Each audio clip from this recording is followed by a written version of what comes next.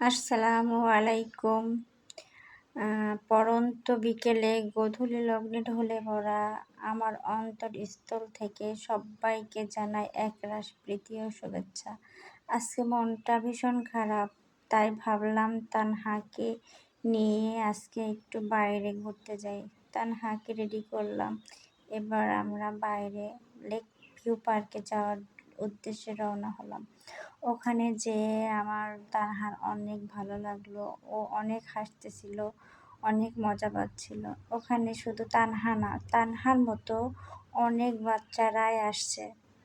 সবাই সবার মতো ঘুরছে, সবাই সবার মতো মজা করছে।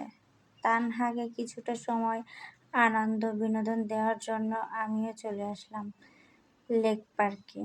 আসলে এখানে বাচ্চারা তাদের নিজেদের যার যেমন যে রাইডারে উঠতে ইচ্ছুক সে সেটাই ওঠে।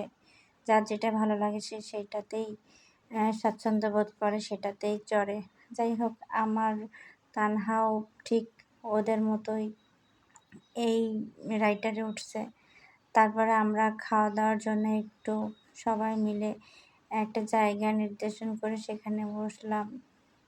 সবাই সবার মতো যার যার মতো শেষে আনন্দ করছে। আসলে আনন্দটা শুধু তানহাকে ঘিরে, তানহাকে আনন্দ দেওয়ার জন্যই আমার এই লেক পার্কে আসা, তাছাড়া কিছুই না। আর তানহাকে ঘিরেই আমার সমস্ত কিছু। তানহা সুস্থ হলে আমার আর কোনো চাওয়া পাওয়া নেই। তানহা ভীষণভাবে অসুস্থ। ওকে আমি যথেষ্ট আনন্দ দেওয়ার চেষ্টা করি আমার জায়গা থেকে। আর এতে একটা মা কতটা পরিশ্রম করে একটা বাচ্চার জন্য, বাচ্চার খুশির জন্য। আমি অনেক ট্রাই করি আমার বাচ্চাটাকে সবার মতো আনন্দে উল্লাসে রাখার। যতটুকু পারি ততটুকু দেই। এতে তানহাও খুশি থাকে, আমিও খুশি থাকি। মনটাও ভালো না, শরীরটাও ভালো না, শুধু তানহাকে উদ্দেশ্য করেই আসা।